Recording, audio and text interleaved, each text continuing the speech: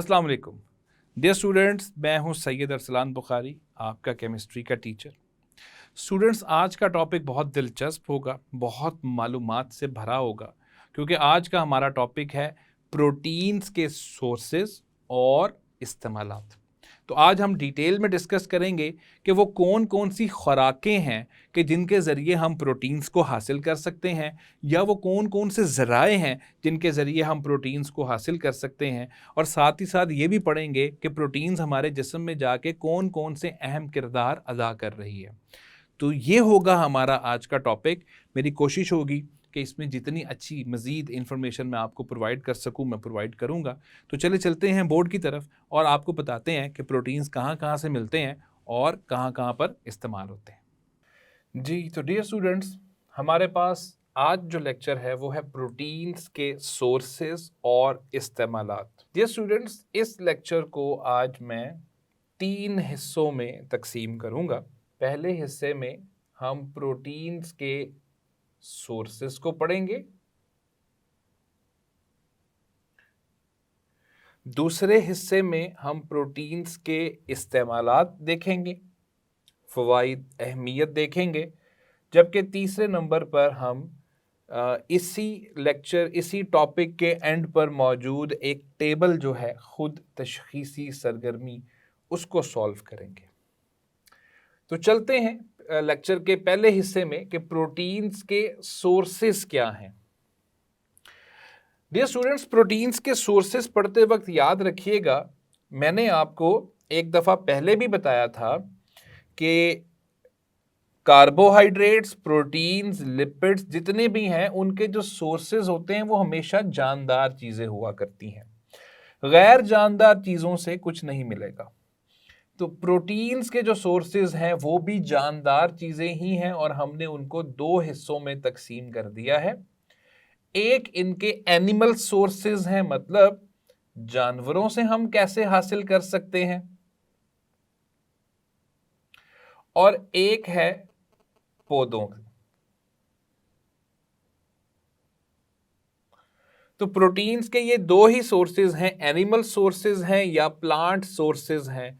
या तो वो हमें जानवरों से मिलेंगी प्रोटीन्स, या फिर हम उनको पौधों से हासिल करेंगे। तो पौधों से हासिल की जा सकती है या जानवरों से हासिल की जा सकती है। तो देखते हैं सबसे पहले कि जानवरों से हम कैसे प्रोटीन्स हासिल कर सकते हैं। डियर स्टूडेंट्स, याद रखिएगा कि जानवरों का जो हम गोश्त इस्तेमाल करते हैं वो गोश्त बहुत बड़ा सोर्स है प्रोटीन्स का। बिलखसूस ये जो मैं जिस गोश्त की बात कर रहा हूं इसको रेड मीट कहा जाता है। रेड मीट का मतलब क्या है कि इसके अंदर मटन और बीफ का शुमार होता है, यानी बकरे का गोश्त और गाय का गोश्त। ये बहुत बड़ा सोर्स है प्रोटीन्स का और इनसे हमें अच्छी खासी मिकदार में एनर्जी मिल जाती है। इसके अलावा पोल्ट्री। डियर स्टूडेंट्स, पोल्ट्री से मुराद है जब हम चिकन की बात करते हैं और इसको वाइट मीट कहा जाता है, तो ये हम यहां पर चिकन की बात कर रहे हैं। इसके अलावा मछली यानी सी फूड। मछली का मतलब है, हम यहां पे सी फूड का लफ्ज लिखेंगे, यानी समंदरी हयात जो है उनके अंदर काफ़ी ज़्यादा प्रोटीन्स जो हैं वो पाई जाती हैं। तो मछली एक बहुत बड़ा सोर्स है। इसके अलावा अंडे, आपने अक्सर सुना होगा कि अंडों के अंदर बहुत ज़्यादा मिकदार में प्रोटीन्स मौजूद होती हैं, जो कि बिल्कुल दुरुस्त बात है। और डेयरी प्रोडक्ट्स।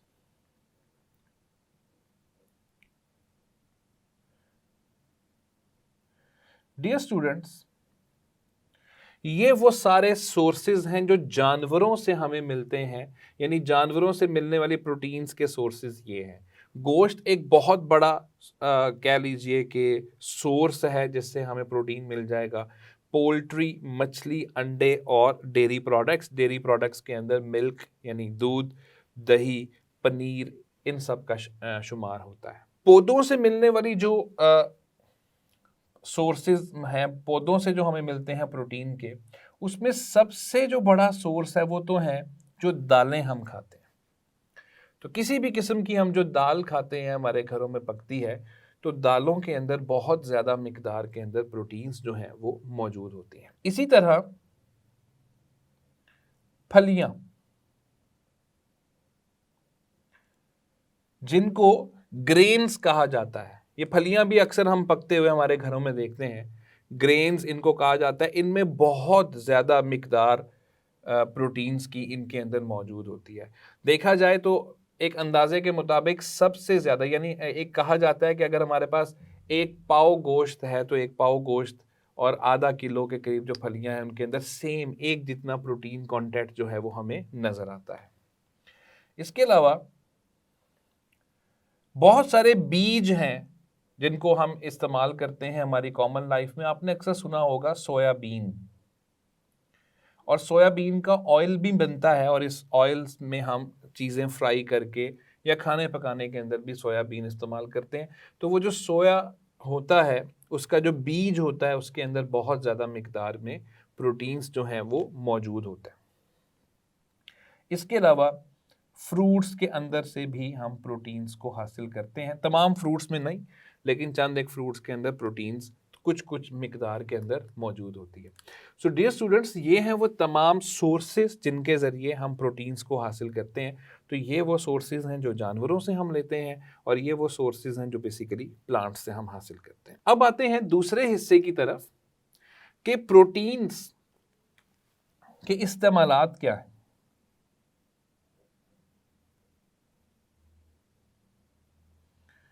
प्रोटीन्स के इस्तेमालात या प्रोटीन्स के फ़वाइद या उनकी अहमियत। डियर स्टूडेंट्स, जैसे कि हमने एक दफ़ा पहले भी जब हम प्रोटीन्स का इंट्रोडक्शन पढ़ रहे थे, मैंने वहां आपको बताया था कि प्रोटीन जो है वो हमारे सेल का एक अहम जुज है। हमारे जिस्म का कोई सेल प्रोटीन के बगैर नहीं होगा। और अगर आपको याद हो तो मैंने बताया था कि तकरीबन 50%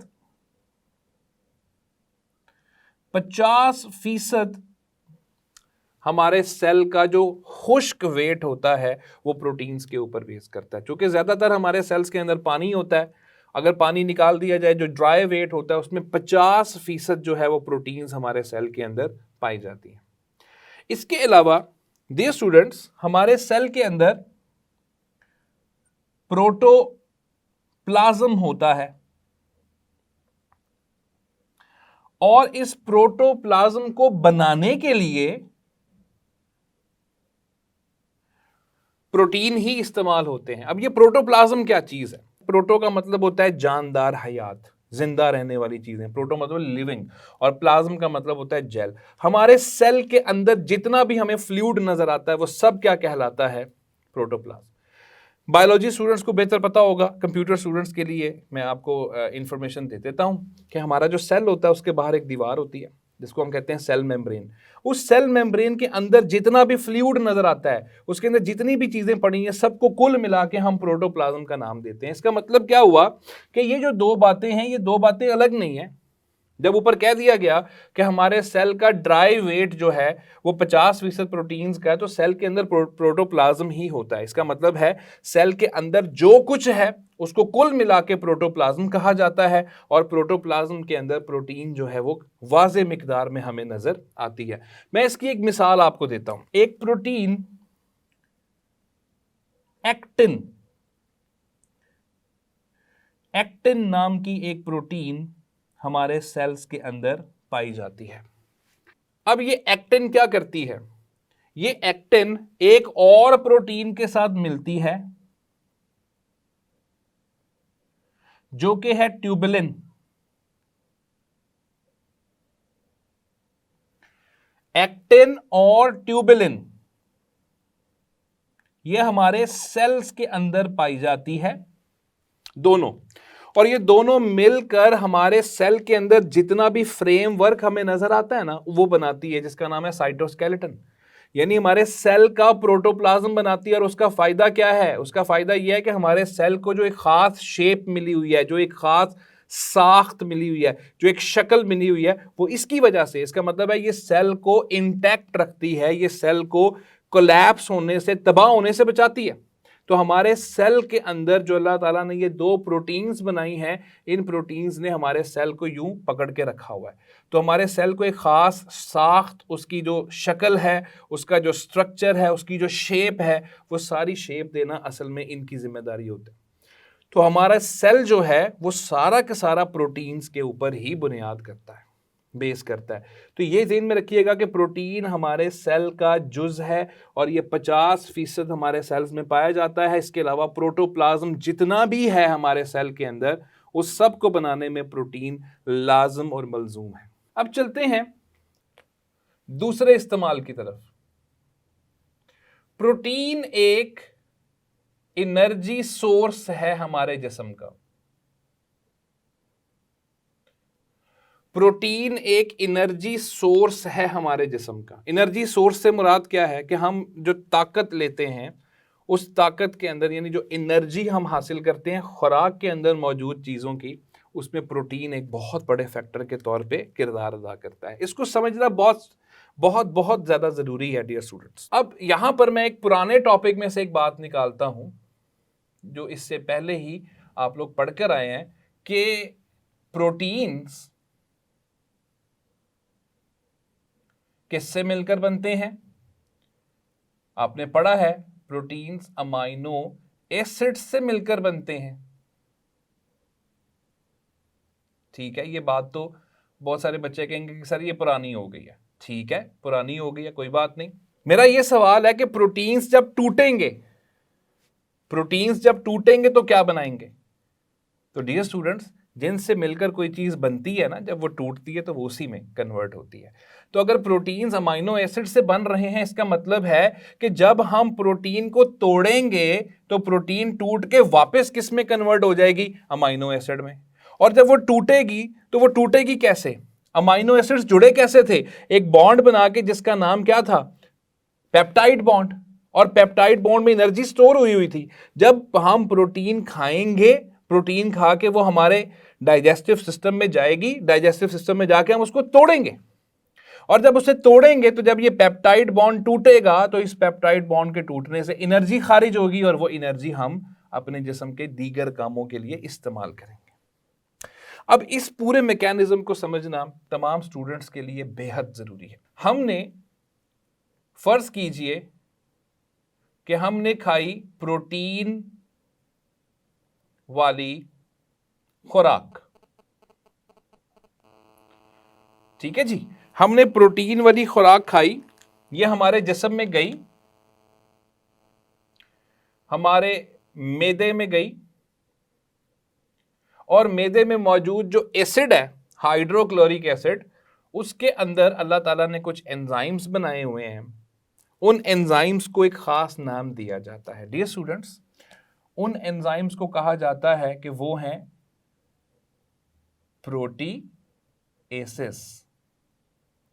प्रोटीएसिस, नाम पे गौर करें, प्रोटीएसिस। एस का लफ्ज हम एंजाइम के साथ लगाते हैं, और प्रोटी का मतलब है प्रोटीन, यानी प्रोटीन को तोड़ने वाला एंजाइम। ये बहुत सारे एंजाइम्स अल्लाह ने हमारे जिस्म में बनाए हुए हैं, और जैसे ही प्रोटीएसिस उन पे असर करते हैं तो वहां पे पानी भी होता है, एसिड भी होता है, तो वहां पे जनाब उनकी हाइड्रोलिसिस हो जाती है, हाइड्रोलाइसिस हो जाती है।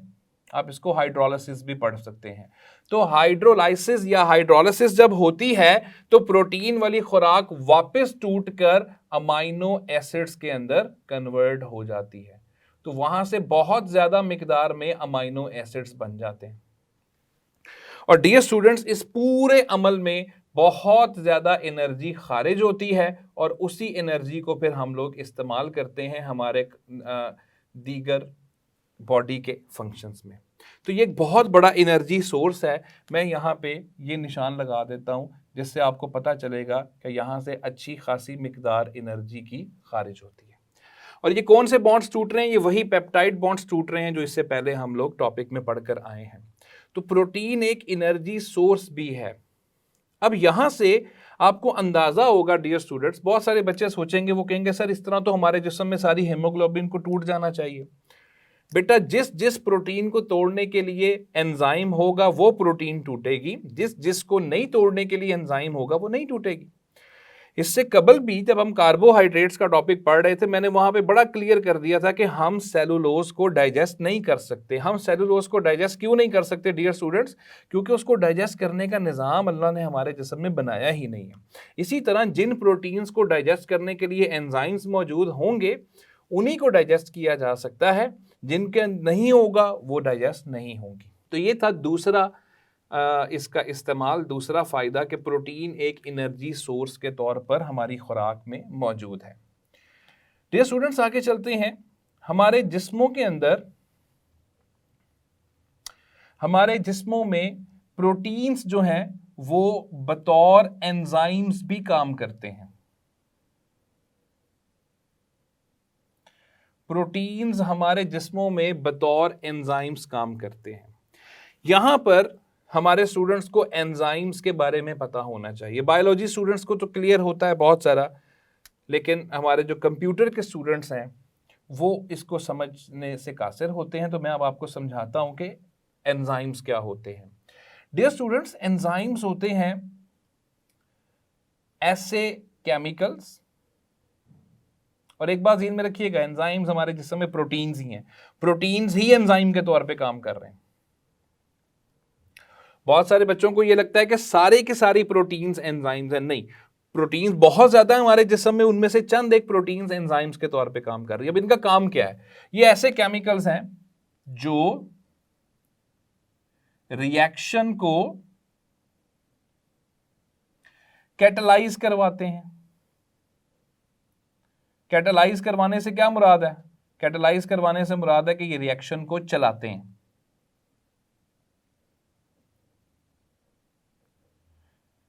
जैसे मैंने ऊपर ये बयान कर दिया कि जब हम प्रोटीन खाते हैं तो जोन जोन सी प्रोटीन का एंजाइम मौजूद है, वो एंजाइम आएगा, वो उस प्रोटीन को तोड़ देगा।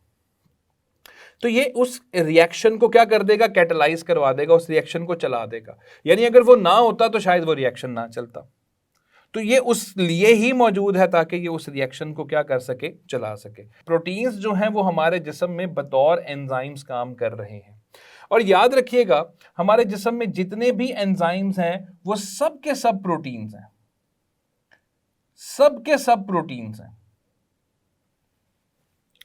यानी प्रोटीन्स का ही एक ग्रुप है जो एंजाइम्स के तौर पे काम कर रहा है। अब इन एंजाइम्स का काम क्या है?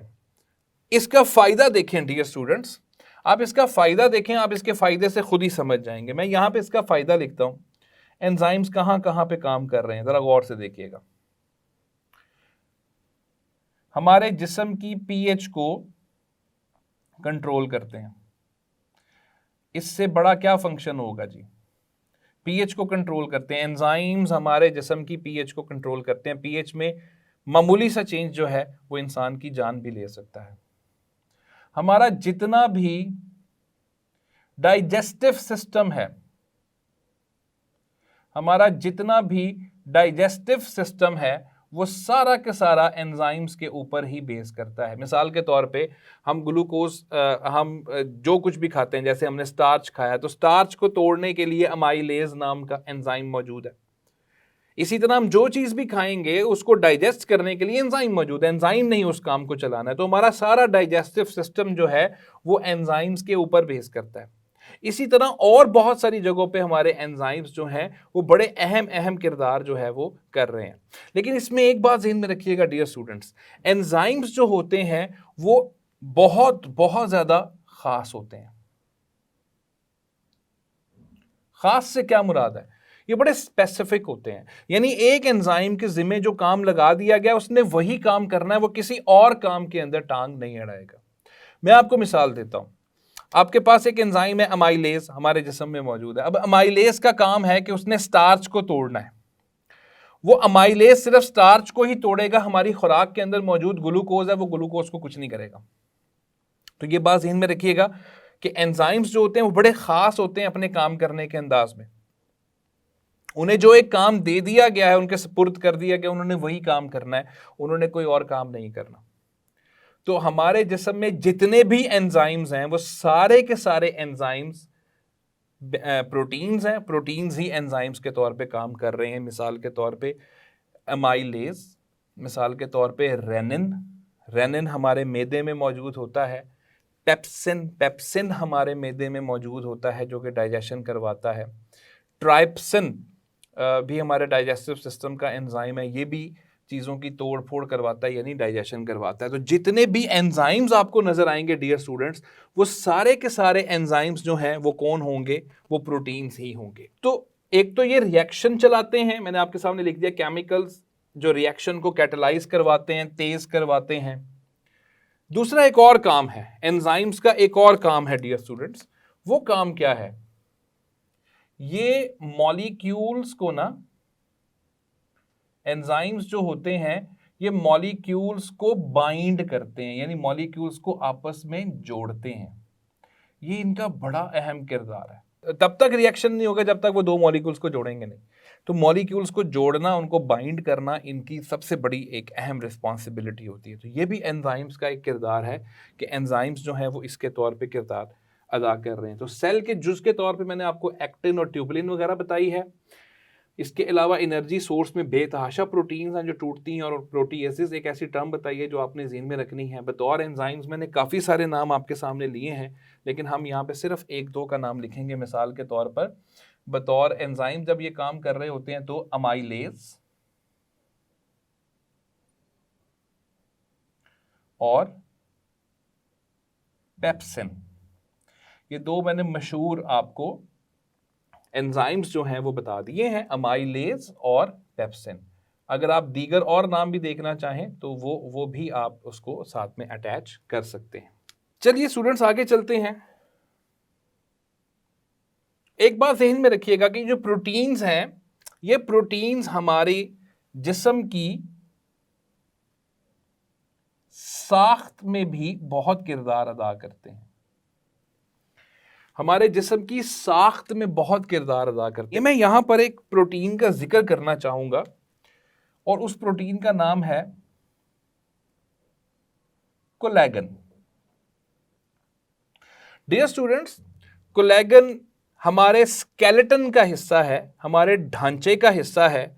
ये हड्डियों के अंदर, कार्टिलेज के अंदर, लीगामेंट्स और इस तरह की यानी स्केलेटन से रिलेटेड, ढांचे से रिलेटेड हमारे जिस्म के अंदर जो चीजें हैं ये उनमें पाया जाता है, बिलखसूस हड्डियों में और कार्टिलेज के अंदर। और जब हम कोलेगन को हीट करते हैं तो इसको हीट करने से ये एक सब्सटेंस पैदा करता है जिसका नाम है जेलेटिन। डियर स्टूडेंट्स, अब ये जेलेटिन क्या चीज है, यानी बना ये किससे है, प्रोटीन से। वो प्रोटीन कौन सी है, कोलेगन। कोलेगन कहाँ है, ये हमारे ढांचे के अंदर है, ये हमारी हड्डियों में है, ये हमारे कार्टिलेज में है, ये हमारे लीगामेंट्स के अंदर है, इन सारी जगहों के ऊपर ये पाई जाती है। अब जेलेटिन क्या है डियर स्टूडेंट्स, जेलेटिन एक ऐसा मटेरियल है जिसको इस्तेमाल किया जाता है बेकरियों में। जेलेटिन एक फ्लूइड सा बन जाता है, इसका कोई रंग नहीं है, फ्लेवरलेस है, कोई इतना खास इसका जायका नहीं होता। अलबत्ता इसको बेकरियों में इस्तेमाल किया जाता है और ये खाने पीने की अशिया बनाने के लिए इस्तेमाल होता है। इसी तरह ये मुख्तलिफ इंडस्ट्रीज में इस्तेमाल होता है। तो जो अक्सर हम बच्चों की खाने पीने की अशिया हैं जैसे जेलीज हो गई और इन चीज़ों के अंदर ये काफ़ी ज़्यादा मिकदार में पाया जाता है। तो हम कह सकते हैं कि ये फूड इंडस्ट्री का एक अहम हिस्सा है।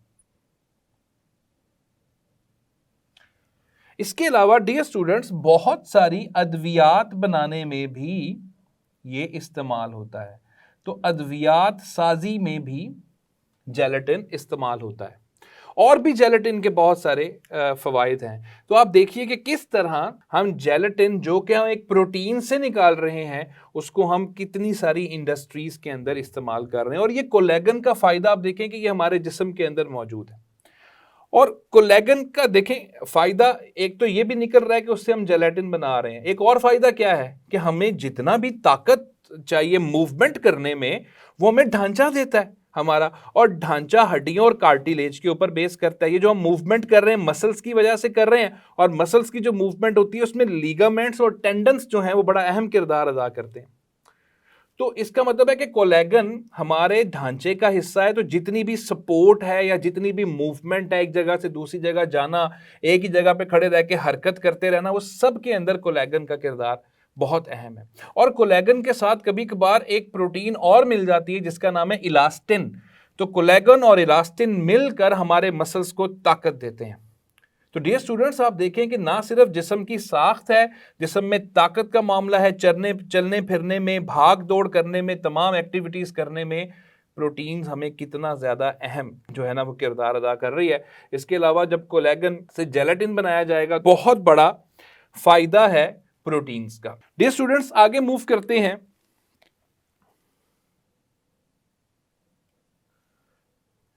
जानवरों की खालें। ये स्टूडेंट्स याद रखिएगा, इंसान समेत जानवरों की जो खालें हैं यानी स्किन जो है वो सारी की सारी प्रोटीन से मिलकर बनी है। अब जानवरों की खालों में आम तौर पे जो प्रोटीन्स पाई जाती हैं उनमें जो सबसे मशहूर है वो है केराटिन नाम की प्रोटीन। केराटिन नाम की जो प्रोटीन है वो सबसे ज्यादा मशहूर है जब कभी भी हम स्किन की बात करते हैं। ये स्किन में भी होती है डियर स्टूडेंट्स। हमारे बालों के अंदर भी जो प्रोटीन पाई जाती है वो केराटिन है। इसके अलावा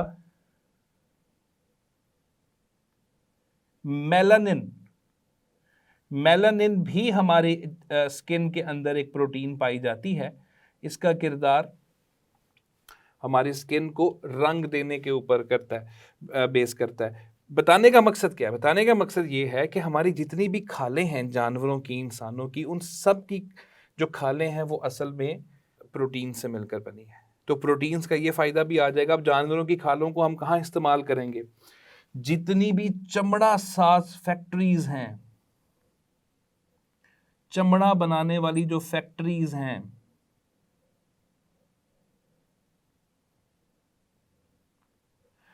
जिन्हें टैनरीज कहा जाता है, उन टैनरीज के अंदर प्रोटीन्स का ही सारा मामला चल रहा है। चूंकि वहाँ चमड़ा, वहाँ पे जानवरों की खालें आएंगी, जानवरों की खालों को साफ किया जाएगा, साफ करके उनसे चमड़ा बनाया जाएगा, और बाद में चमड़ा जो है वो जूते बनाने के, कपड़े बनाने के और दीगर चीज़ें, बैग्स और इन सारी चीज़ों को बनाने में काम आएगा। यानी चमड़े की इतनी बड़ी तो एक मार्केट है, उसके इस्तेमालात आप देखें कितने ज़्यादा हैं। तो वहां पर भी ये सारा मामला जानवरों की खालों यानी प्रोटीन से मुतल्लिक जो है वो निकलता है। सो डियर स्टूडेंट्स, ये वो तमाम यूजेस हैं जो आपकी बुक के अंदर जो है वो बताए गए हैं कि प्रोटीन्स के ये सारे सोर्सेज हैं और यूजेस हैं। अब उसमें कुछ चीज़ें मैंने अपने पास से ऐड की हैं। मिसाल के तौर पे ये एनर्जी सोर्स वाला जो सारा मामला है ये मैं खुद ही आपको समझाना चाहता था ताकि आपको अंदाज़ा हो जाए कि प्रोटीन से हम एनर्जी वगैरह जो है वो किस तरीके से लेते हैं। तो डियर स्टूडेंट्स, अब चलते हैं कुछ एक्स्ट्रा यूजेस के ऊपर के प्रोटीन्स के और यूजेस क्या हैं। हमारे जिस्म में, इंसानी जिस्म की बात कर रहा हूं, जिस्म के मुख्तलिफ अवामिल में उनके जो अमल हैं उनमें प्रोटीन्स का शुमार होता है और वो किरदार अदा कर रहे हैं। मैं आपको समझा देता हूं जल्दी जल्दी। आपने इससे पहले भी मैंने आपको बताया हुआ है कि हेमोग्लोबिन नाम की प्रोटीन मौजूद है और हेमोग्लोबिन का एक पूरा किरदार है। तो हेमोग्लोबिन जो है वो ऑक्सीजन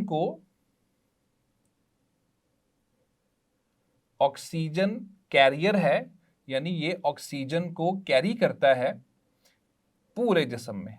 तो हेमोग्लोबिन का किरदार आपके सामने कि ये ऑक्सीजन कैरियर है। डियर स्टूडेंट्स, इसके अलावा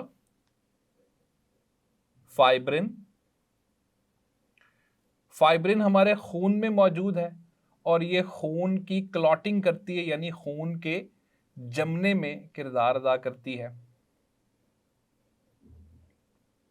जब कभी भी कोई चोट लग जाती है, उसमें से ज्यादा खून ना निकल जाए इसलिए खून जम जाता है, जिसको हम क्लॉट कहते हैं। उस क्लॉट की जिम्मेदारी अल्लाह ने फाइब्रिन को दे रखी है। असल में होती फाइब्रेनोजिन है, लेकिन फिर वो एक्टिव होके फाइब्रिन बनाती है। इसी तरह और बहुत सारे किरदार हैं और बहुत सारे काम हैं जो कि प्रोटीन्स अदा कर रहे हैं। मिसाल के तौर पे हमारे स्किन की जो रंगत है वो भी प्रोटीन्स की वजह से है, और प्रोटीन्स जो हैं वो बहुत सारे काम कर रहे हैं। तो ये हमारे जिस्म के मुख्तलिफ काम करते हैं। इसके अलावा यहाँ पे एक काम मैं ख़ास तौर पे मेंशन करना चाहता हूँ कि प्रोटीन्स जो हैं वो हमारे जिस्म में क़ुव्वत मुदाफ़ियत को बढ़ाते हैं। डियर स्टूडेंट्स, आप सब जानते हैं कि हमारे जिस्म में अल्लाह ताला ने एक सिस्टम रखा हुआ है जो हर वक्त बीमारियों से लड़ाई करता है और हमारी हिफाजत करता है। उसको इम्यून सिस्टम कहते हैं। उसकी जो पावर होती है उसे हम कहते हैं क़ुव्वत मुदाफ़ियत, इम्यूनिटी। तो उस इम्यूनिटी को बढ़ाने के लिए भी प्रोटीन्स अपना किरदार अदा करते हैं। जितनी ज़्यादा हमारी प्रोटीन्स वाली ग़िज़ा होगी उतनी ही हमारी क़ुव्वत मुदाफ़ियत ज़्यादा होगी। तो डियर स्टूडेंट्स, ये दो हिस्से यहाँ पर इस टॉपिक के मुकम्मल हो जाते हैं। टॉपिक तो खैर मुकम्मल हो जाता है, लेकिन अभी एक खुद तशख़ीसी सरगर्मी बाकी है, उसको हम डिस्कस करते हैं। अलबत्ता प्रोटीन्स के सोर्सेज बड़ी डिटेल के साथ मैंने आपको समझा दिए, और प्रोटीन्स के फ़वाइद, उसकी अहमियत और उसके इस्तेमालात जो हैं वो भी मैंने आपको बहुत ज़्यादा तफसील के साथ समझा दिए। अब चलते हैं लेक्चर के तीसरे हिस्से की तरफ। हम खुद तशख़ीसी सरगर्मी की तरफ आ रहे हैं, और ये है सरगर्मी आपकी 13.2, यानी इस चैप्टर में ये दूसरे नंबर पर है। पहले वाली हम पहले ही कर चुके हुए हैं, तो ये दूसरे नंबर पर आ रही है। इसके अंदर उन्होंने कुल मिला के 4 सवाल दिए हुए हैं डियर स्टूडेंट्स। पहला ये है कि वो कहते हैं कि प्रोटीन्स में कौन कौन से एलिमेंट्स पाए जाते हैं। तो इसका पहला सवाल मैं यहाँ पे लिख रहा हूँ। वो कह रहे हैं कि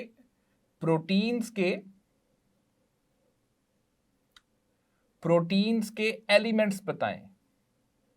मैं उसको ज़रा शॉर्ट फॉर्म में करके लिख देता हूं ताकि हमारा टाइम बच जाए। प्रोटीन्स के अंदर कौन कौन से एलिमेंट्स होते हैं। तो डियर स्टूडेंट्स, हमने जब ये टॉपिक शुरू किया था प्रोटीन्स का, तो हमने वहां पढ़ा था कि प्रोटीन्स के अंदर कार्बन होता है, प्रोटीन्स के अंदर हाइड्रोजन होता है, ऑक्सीजन होता है, नाइट्रोजन होना तो बेहद ज़रूरी है, इसके अलावा सल्फर मौजूद होता है। तो ये 5 एलिमेंट्स जो हैं वो हमें ज़्यादातर प्रोटीन्स के अंदर नज़र आते हैं। थोड़ा थोड़ा फॉस्फोरस और सेलेनियम भी मिलता है, लेकिन चूंकि जब हमने इस तरह के सवालों का जवाब देना होता है तो हम फिर बुक के नॉलेज तक ही रहते हैं। तो बुक के नॉलेज के मुताबिक आप इन 5 एलिमेंट्स का जिक्र करेंगे कि प्रोटीन्स के अंदर कार्बन, हाइड्रोजन, ऑक्सीजन, नाइट्रोजन और सल्फर जो है वो पाए जाते हैं। चलते हैं दूसरे सवाल की तरफ, जिसमें वो पूछ रहे हैं कि प्रोटीन्स बनते कैसे हैं, मतलब अमाइनो एसिड्स कैसे जुड़ते हैं। तो इसमें घबराने वाली बात ही नहीं है। अमाइनो एसिड्स किस तरह जुड़ते हैं, सवाल तकरीबन ऐसा ही है। एग्जैक्ट जो स्टेटमेंट है वो है कि जी अमाइनो एसिड्स एक दूसरे के साथ कैसे जुड़े हुए होते हैं, यानी किस तरह जुड़ते हैं या कैसे जुड़े हुए होते हैं। तो डियर स्टूडेंट्स, याद रखिएगा कि वो आपस में जुड़ते हैं पेप्टाइड बॉन्ड के जरिए। तो इसमें हमें कोई बहुत ज़्यादा डिटेल में जाने की ज़रूरत नहीं है, यानी ये बताना कि वो पेप्टाइड बॉन्ड ऐसे बनता है ऐसे बनता है, इस सरगर्मी को करते वक्त आपने सिर्फ इसका यही आंसर लिखना है। लेकिन अगर ये बोर्ड के पेपर में आ जाता है तो फिर हमें बताना पड़ेगा कि अमाइनो एसिड्स पेप्टाइड बॉन्ड बना के जुड़ते हैं, और पेप्टाइड बॉन्ड इस तरह से बनता है जिसके ऊपर हम एक डिटेल्ड लेक्चर पहले ही सुन चुके हुए हैं। तो हम लिखेंगे कि प्रोटीन्स जो हैं, अमाइनो एसिड्स जो हैं वो पेप्टाइड बॉन्ड बना के आपस में जुड़ते हैं, और पेप्टाइड बॉन्ड कैसे बनता है वो हम डिटेल में पढ़ चुके हुए हैं कि एक तरफ से हाइड्रोजन और दूसरी तरफ से OH आता है। डियर स्टूडेंट्स, तीसरा सवाल जो इसमें पूछा जा रहा है वो ये पूछा जा रहा है कि अमाइनो एसिड्स का जनरल फॉर्मूला आपसे पूछा जा रहा है कि अमाइनो एसिड्स का फॉर्मूला क्या है, जनरल फॉर्मूला। तो जब यहाँ पे जनरल फॉर्मूले का जिक्र आ रहा है तो इसका मतलब है कि पूरा फॉर्मूला हमें नहीं पूछा, हमसे वही पूछा गया जो हमारी बुक में बताया गया है। जनरल फॉर्मूला से मुराद है कि वो उन सब के अंदर वो यूनिट पाया जाएगा। तो हमने पढ़ा ही है कि अमाइनो एसिड्स के अंदर एक मरकजी कार्बन होता है, बिल्कुल सेंट्रल मरकजी कार्बन एटम होता है, उसके साथ हाइड्रोजन होता है, एक तरफ उसकी अल्काइल चेन होती है जो कि स्पेसिफिक होती है, जो ख़ास होती है डिफरेंट मुख्तलिफ प्रोटीन्स के लिए, एक तरफ जो है वो कार्बोक्सिल ग्रुप पाया जाता है COOH, और एक तरफ अमाइनो ग्रुप पाया जाता है यानी NH2। तो इस तरह का जनरल फार्मूला सिर्फ हमने बना देना है और उससे जवाब जो होगा वो हमारा बिल्कुल दुरुस्त हो जाएगा। लेकिन अगर ये बोर्ड के पेपर में इस तरह का सवाल आ जाता है तो डियर स्टूडेंट्स वहाँ पे तफसील लिखना ज़रूरी होगा। हम लिखेंगे कि अमाइनो एसिड क्या होता है। अमाइनो एसिड के अंदर एक कार्बन की चेन होती है, उसमें किसी एक कार्बन के साथ कार्बोक्सिल ग्रुप और अमाइनो ग्रुप जो है वो जुड़े होते हैं। तो उसमें तफसील जो है वो लिखना बहुत ज़रूरी है। चलते हैं इस टेबल के चौथे और आखिरी सवाल की तरफ, जिसमें पूछा जा रहा है कि नॉन इसेंशियल अमाइनो एसिड्स क्या होते हैं, आपने उनकी तारीफ बतानी है।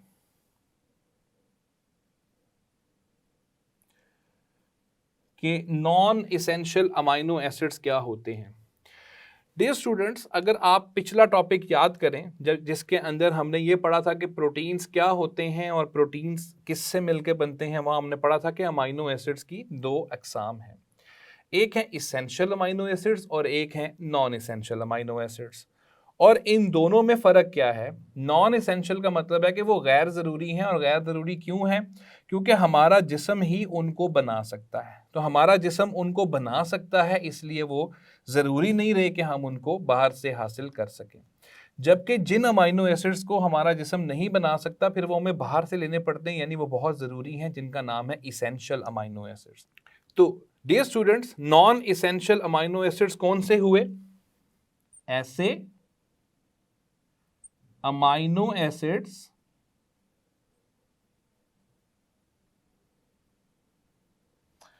जिनको इंसानी जिस्म या हमारा जिस्म बना सके। तो वो तमाम अमाइनो एसिड्स जिनको हमारा जिस्म बना रहा है, और चूंकि हम उनको बना रहे हैं इसलिए वो हमें बाहर से डाइट में, खुराक में लेने की ज़रूरत नहीं है। तो अगर वो डाइट में लेने की ज़रूरत नहीं तो इसका मतलब है वो हुए नॉन इसेंशियल। तो नॉन इसेंशियल का मतलब है गैर ज़रूरी, मतलब हम उसको डाइट में ना लें। क्यों ना लें? क्योंकि हमारा जिस्म उनको बना रहा है। तो अमाइनो एसिड्स जिनको हमारा जिस्म बना सकता है वो नॉन इसेंशियल हैं, और जिनको नहीं बना सकता वो इसेंशियल हैं, वो फिर हमें कहीं ना कहीं बाहर से हासिल करने पड़ेंगे। सो डियर स्टूडेंट्स, ये सरगर्मी 13.2 जिसके 4 सवाल थे उनको मैंने सॉल्व किया। इस तरह की सरगर्मियाँ आपको अक्सर टॉपिक के एंड पे मिलती हैं। वो इसीलिए मिलती हैं ताकि आप टॉपिक को अच्छे तरीके से पढ़ के उसके अंदर से खुद एक टेस्ट सॉल्व कर लें। तो जब आप इसको करते हैं, बहुत सारे बच्चे इसको इग्नोर कर देते हैं, इसको इग्नोर ना किया करें, इसको लाजमन सॉल्व करें, और सॉल्व करने के बाद देखें कि एक टॉपिक की आपको कितनी समझ आई है। तो ये आपका एक टेस्ट होगा जिसको आपने करना है।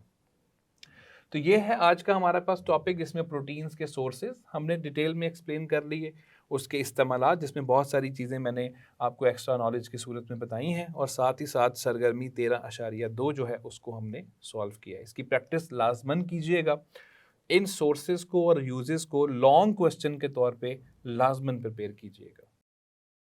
डियर स्टूडेंट्स, ये था टॉपिक सोर्सेज और यूजेस, इस्तेमालात प्रोटीन्स के, जिसमें हमने पढ़ लिया कि प्रोटीन्स भी जानदार चीज़ों से ही हासिल किए जाते हैं, यानी प्लांट्स से और एनिमल्स में से। हमने देख लिया कि जो उनके एनिमल सोर्सेज हैं उनके अंदर गोश्त एक बहुत बड़ा सोर्स है, और जो उनके प्लांट सोर्सेज हैं उनमें दालें एक बहुत बड़ा सोर्स है। इसके अलावा जो हमने इस्तेमालात पढ़े उनमें हमने पढ़ा कि प्रोटीन्स एक एनर्जी सोर्स भी है, इसके अलावा हमारे सेल्स के अंदर काफ़ी सारी मिकदार में मौजूद भी है और बहुत सारे फंक्शंस प्ले कर रहे हैं। लेक्चर के एंड पर मैं एक बात आपको बताना चाहता हूँ, स्टूडेंट्स ध्यान में रखिएगा, हमारा जिस्म चलता ही प्रोटीन्स के ऊपर है। सो प्रोटीन्स बहुत इंपॉर्टेंट है। मैं उम्मीद करता हूँ कि सारे स्टूडेंट्स को ये टॉपिक अच्छे तरीके से समझ लग चुका होगा। इंशाल्लाह एक नई हेल्पफुल वीडियो लेकर बहुत जल्द आपसे मुलाकात होगी। अल्लाह हाफ़िज़।